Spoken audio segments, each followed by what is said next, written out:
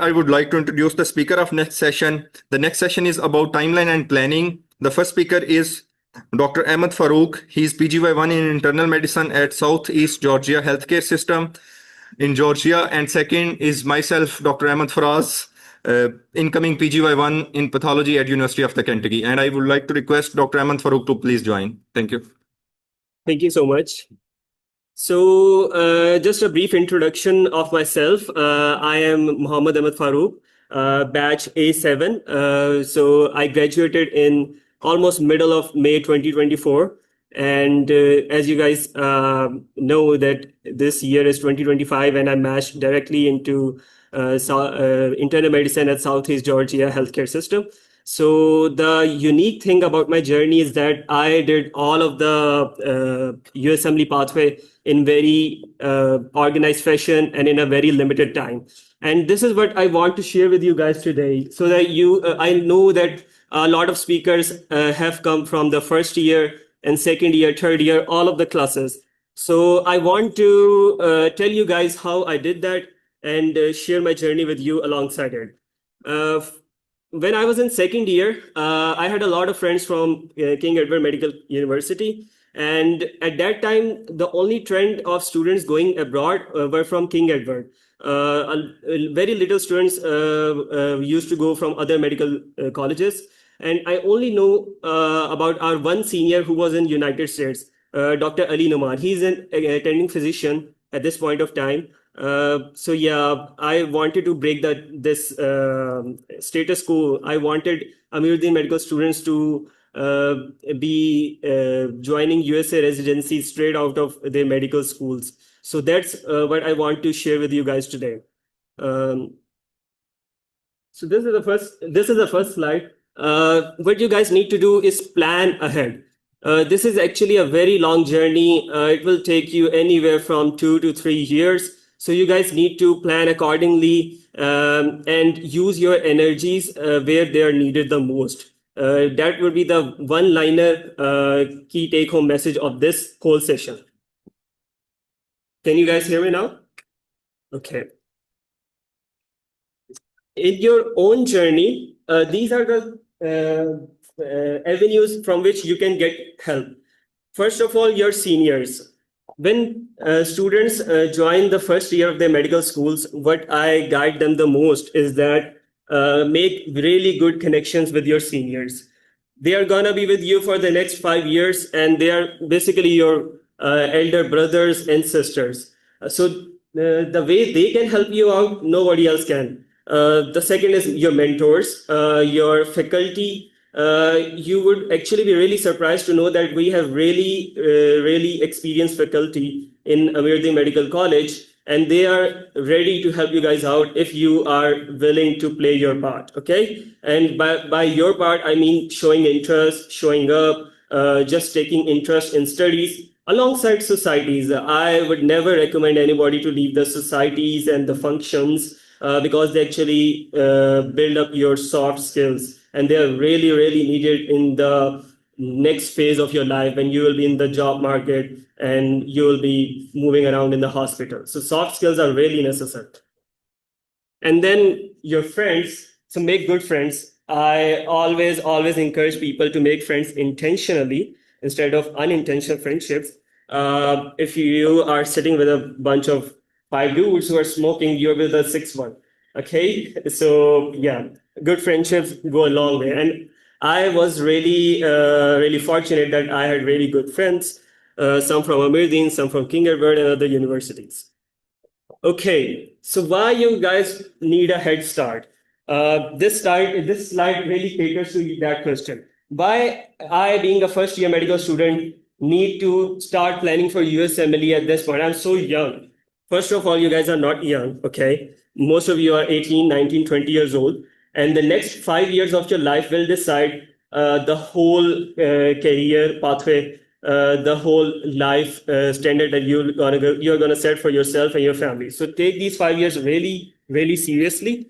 You have ample amount of time. You have really high energy. As you guys get older, 25 and 30 and onwards, you have a lot of family responsibilities, and you at that point of time you really want to do the things that you always dreamed of, but you cannot because you have so much baggage that you're gonna carry along yourself at that point of time. Okay, so the best time was actually yesterday. So a good time will be today. Okay. So I would highly encourage you guys that when you guys leave us today, at least some of the students have in their minds that, okay, we want to at least think about this journey. What is this USMLE? So the first year medical student, what can he do? Well, a lot of first year medical students go through the ragging phase, and a part of me condemns it and a part of me supports it. Okay. It actually comes down to the senior who are ragging you. Okay. The thing is that after taking you through all the ordeal of the ragging phase, they should support you afterwards really well and make sure that no other senior get to rag you. Okay. So make really good connections with the seniors, especially your second year seniors and your third year seniors. That will be the first thing. Okay. First 2-3 months.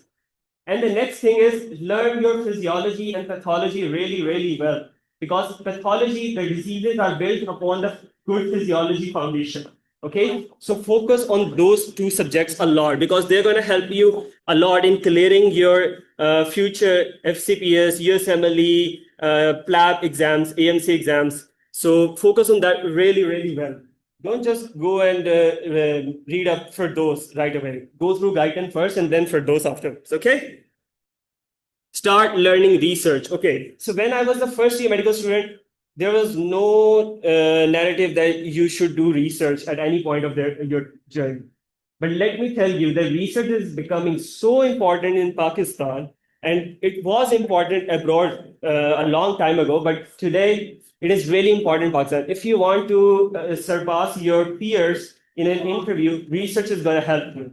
If you want to become a professor, assistant professor in Pakistan, research is going to help you. And if you want to go abroad, research is one thing in which you can make yourself shine from the rest of the your competition. Okay, so I want American medical students to get involved in research as soon as possible. Okay, hopefully we're going to help you guys out and telling you from the very basic level to the very advanced level. It's a long journey and it's a really boring task in the beginning. But as you guys learn, it's a really interesting thing to do. Okay. So yeah, discuss with your families. Just make them see the news and what is happening to the doctors and why you guys need to urge your parents into this matter. Okay. So this is a really urgent matter. Think about the future, where you guys want to go, where you guys want to train. Even if you guys want to train in Pakistan, which I support in with whole of my heart, you guys should plan ahead. Okay, what do I want to do with my life? Okay, doctor, being a medical student is a really broad term. There are 100 different things that you can do being a doctor. Okay, so just plan ahead. Okay, yeah, take part in social events. Build your soft skills, build connections with the professor, build connections with your alumni. So second year medical student, you guys should at least publish one letter to editor. Trust me, it's a job of only 1 to 2 days. I published my first one in 4th year with Dr. Swanbay, and it was really fortunate of me that he came to me and discussed the idea. And after publishing it, I was so proud of myself that it's a job of only 1 to 2 days. And the impact it's going to make in your CV afterwards, it's a lot. So second year medical students, please research at least one LT by the time you finish your second year so that the impact you're going to see afterwards will change your mindset about the research. Okay. At this point of time, you guys can buy first aid. A lot of you guys will. So what is first aid? Yeah. First aid is basically one book, and it is actually called the Godfather of Medicine. It's a single book which can make you pass your USMLE. It's a single book which can make you pass lab, FCPS, any exam in existence. There are around about 600 pages in it, and the amount of information that is written in 600 pages, trust me, all of your 5-year medical books, basic sciences on one side, and this one book on one side. So I highly encourage you guys to buy the first aid at this point stage of time. It costs around 3,000 at this point of time, which can be a lot for some of the students. You guys want to go and hang out and party with other people for that amount of money. But please buy the first year at this point of time. It's a really good book. It can make your life so much easier in profs as well. Okay.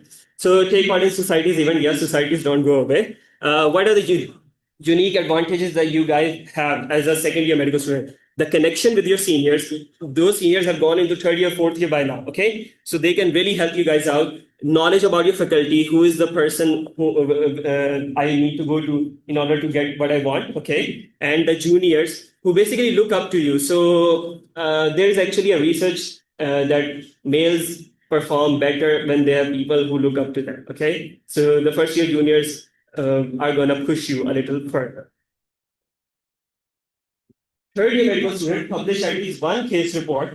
Case report, you guys go to the hospital and get involved with the clinicals at third year. So publish first case report. Now this is the year in which you're going to start preparing for USMLE. Okay, start watching lectures. In the next session we're going to tell you which resources you guys can use.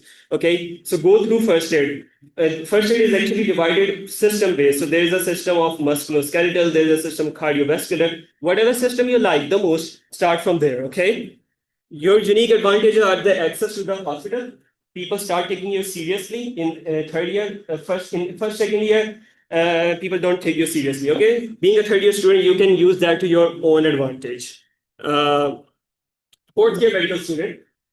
Yeah, so the research is getting bigger and bigger at this point of time. So try to publish at least one narrative review, one systematic review. You guys might not know what that is, but at least try to get involved in some research. Maybe publish a second LT or some, whatever you guys can do. It's a work of only like 10, 15 days, but you guys can get it published. Okay. Give your step one exam before prof.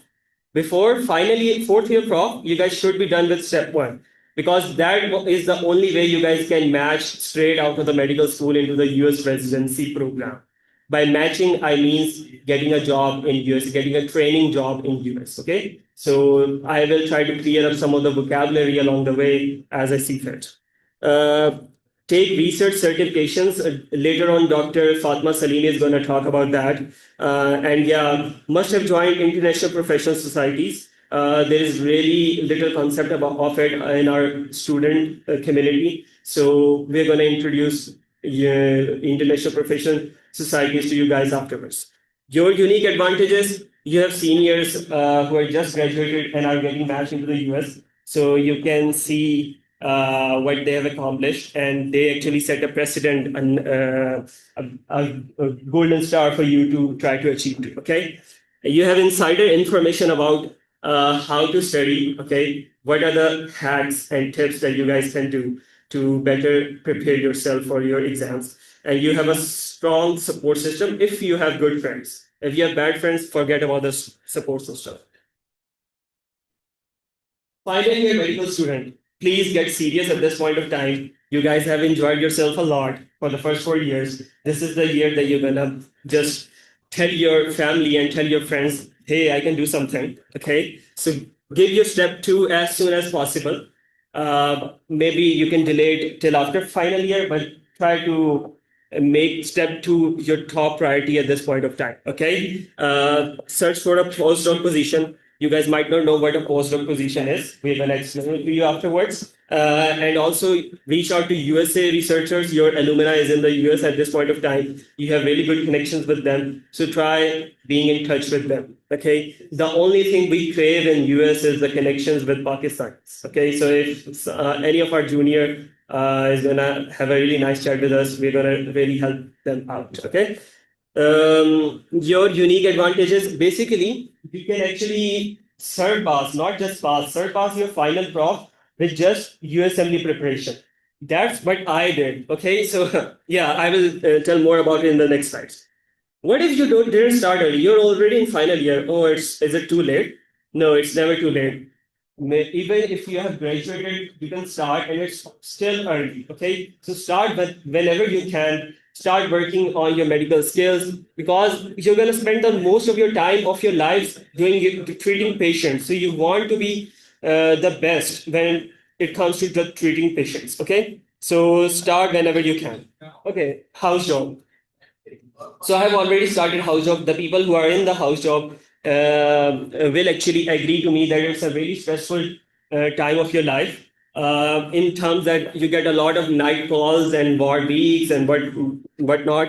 So the people who are really serious about the pathway, I only recommend this to them. You can actually skip 6 months of the house job after consultation with your professors, with your seniors, but don't take this big decision by yourself, okay? And in house job, you can actually apply in the math cycle if you guys have started the working from the third year. So if you guys have started in third year, by the time your house job starts, you can actually apply for match and all of your things will be in line with the application process, okay? Unique advantages, you actually make some money while doing house job, while it's not a lot, but it's still something that you are proud of and your parents start taking you seriously. Okay, so that's a unique advantage, and that's the only one I can come of. Okay, so starting fresh in house job. Okay, I've seen my peers matching into US. All of my alumni in the US are. What can I do? I want to start now. Okay. Wait, let me just check up on my timeline because I guess there's something good. 9:20. Yeah, I need to hurry up. Sorry, guys. You guys need to, you can actually take your step one exam in with 4 to 6 months of preparation. Okay. If you guys are really serious about it, get in touch with a senior who have already given their step one in house job. Later, a presenter, a speaker, Dr. Assocation Khan is going to share with you about what you can do to give step one during house job. Okay. Start preparation, step two preparation right afterwards. With 4 months of preparation, you can actually give your step two. Give step three right after. So it's a really back-to-back scheme. PG training I'm going to skip because I'm not a postgraduate trainee at this point of time. So Dr. Ahmad Faraz can explain about this slide better afterwards.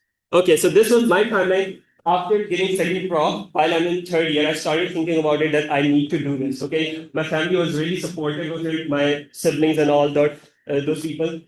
Mind you, before in first and second year, I was the guy who was involved in every society. I used to go to the debating events and used to come back home later at night because those who are in ESA debates, they take up a lot of your time. Okay, so I was a really outgoing personality and have a really good connection with my seniors. But at third year, I really went all in the USMLE pathway and I shifted my personality at 180. Okay, started preparing for step one. It took me a whole year. Okay. Basically, by the end of third year, I had my prof. So I actually didn't have to study a lot for the prof. I just did past papers.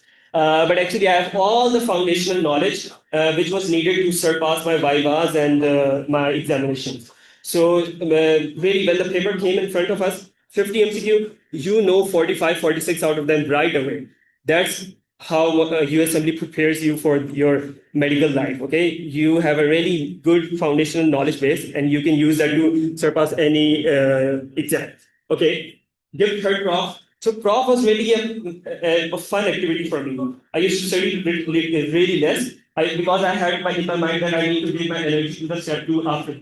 Third prof finishes, I gave a step one exam in May. Okay, in May, and then right afterwards, I started preparing for step three. Then fourth prof comes, and yeah, I used that time to just relax. And after getting fourth prof, I started getting back on step two in my final year. So in I guess November or August, I don't know. I gave my step two, and then we had my final prof. So again, I used my final prof time to relax. Okay, but yeah, prof was really easy for me because I had given all the steps in the timely manner. That's what I want to convey to you guys. Okay, and then afterwards, I went for observations right away. Skipped my first 6 months from house job, and then applied. Give my step three, applied for the match, and came back to Pakistan and started doing house job in search. This is the ideal template for a house job. I guess we are getting short on time, so I will skip this one and hand over to Dr. Ahmad Faraz, who is going to take over from here. Thank you so much, guys. Thank you so much, Ahmad. Ahmad explained you guys मेरे ख्याल से मैं थोड़ी उर्दू में बात करूंगा क्योंकि lunch time वो ज्यादा दिनों के करीब पहुंचेगी। हो सकता है कि मैं दरमियान में कुछ पंजाबी भी बोलूं। यूएस में तो मैं चला गया हूँ, मैच भी मेरा हो गया हुआ है, लेकिन अभी भी मैं वही छोटे से देहात से आने वाला एक छोटा सा सादा सा लड़का हूँ। और इस सारे सेमिनार को कराने का मकसद भी यही था कि जिन चीजों का मुझे लेट पता चला, मैं चाहता था कि अमीरुद्दीन के स्टूडेंट्स को का जल्दी पता चल जाए, क्योंकि इस मैच रिजल्ट में मेरा दोनों के बैच हुआ है। मैं 2019 का ग्रेजुएट हूँ और सेम अहमद फारूक का मैच हुआ है जो 2024 का ग्रेजुएट है। सो 5 ईयर का डिफरेंस है। मुझे यहाँ तक पहुंचने में, चीजों को समझने में 5 साल लगे, लेकिन फारूक ने स्कोर को पहले करेक्ट कर लिया और फारूक ने आपको बताया कि किस तरह उसने स्कोर को पहले करेक्ट कर लिया। और वही हम आप लोगों से आज शेयर भी करने आए थे कि क्या करना है शुरू के सालों में और फिर क्या करना है कि वहां से अगर आप ग्रेजुएट हो गए तो फिर आपने क्या करना है। फारूक की चीजें आपके सामने कि उसने कब एग्जाम दिए और वो आपने देखनी होगी। इसके बाद एक फोकस टाइमलाइन में सिर्फ आपको बताऊंगा। सपोज वो लोग जो भी सब ग्रेजुएट हो चुके हैं, चाहे वो हाउस जॉब में है, चाहे वो पीजीशिप कर रहे हैं, या इवन हमारे न्यूरो सर्जरी के 2 कंसल्टेंट्स हैं, उन्होंने मेरे साथ स्टेप को दिया है, बोलते सारे चलो फेलोशिप के लिए जा रहे हैं। एक सिर्फ रफ टाइमलाइन मैंने बताई है कि if you go determinate from this, मेरा सेशन भी टाइमलाइन एंड प्लानिंग का था, तो how you can crack this match by 2027। मई का महीना है, आज आप सोच रहे हैं आपने पढ़ना शुरू करना है। Within 4 to 6 months, you can do step 1. Step 1 is just pass and fail now, and it's really easy to get it done. You are in 4th year, or you just finish your MBBS, predetermined and getting done by October. Why this? Because there is a timeline, there is a cycle. We call it a math cycle that for long over a year. And for that, you need your step 2 by the end of April or May.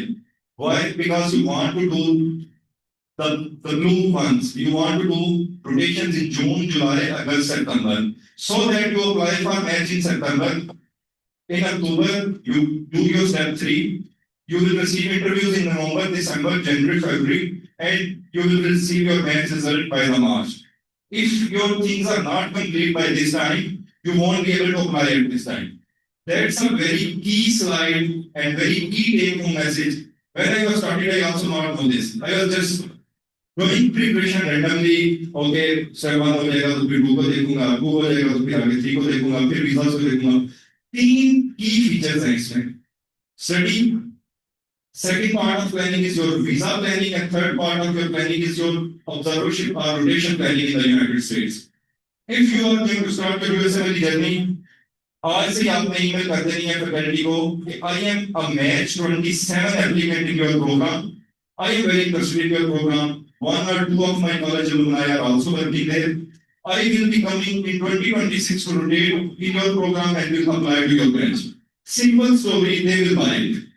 They will buy it. But if you believe my CV is empty, I don't have step 1, I don't have anything on the CV, and I will apply for rotations once my step 1 is passed or once my step 2 is passed, they won't. All the observership slots are filled. So you will start preparing, start emailing for observership, give your step 1, then you start your, right?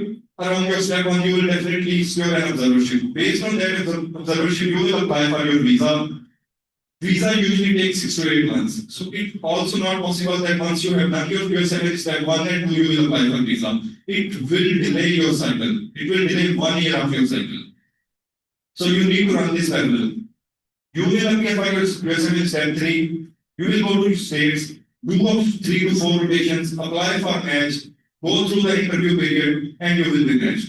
This is an ideal, and I didn't know this when I was starting my step 1. So that's why in next slide I have my Real life journey. I started my preparation in 2022 when I got admission in forensic medicine. I prolonged my step 1, gave my MPhil exams during step 1 preparation, and again in step 1 in April, like after 15, 16 months, because I was not focused, giving other exams, doing a full-time residency in Pakistan, and at the same time, I was not prepared for my visa interview.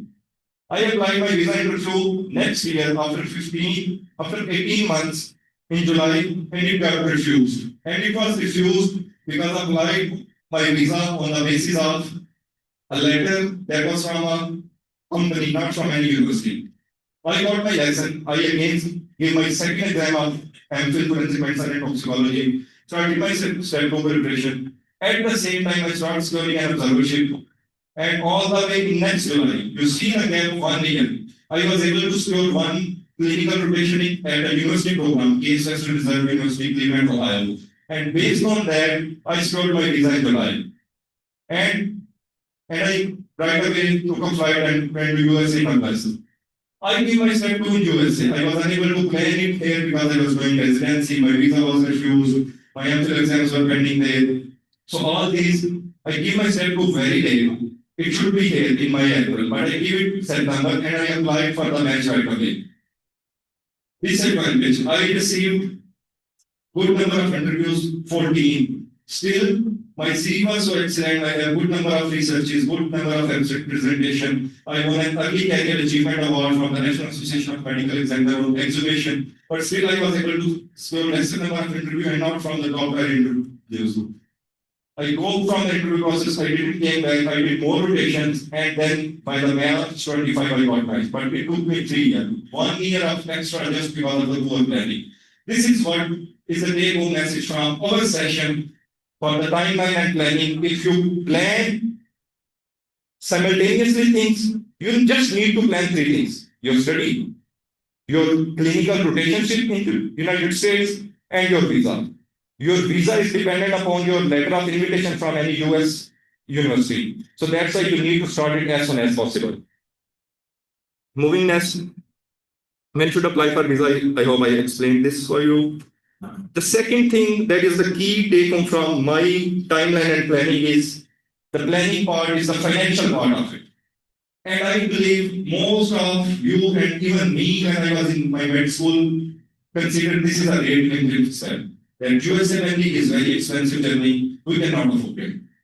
So I'm just breaking down it for you so you can actually understand how expensive it is and where the expenses are going.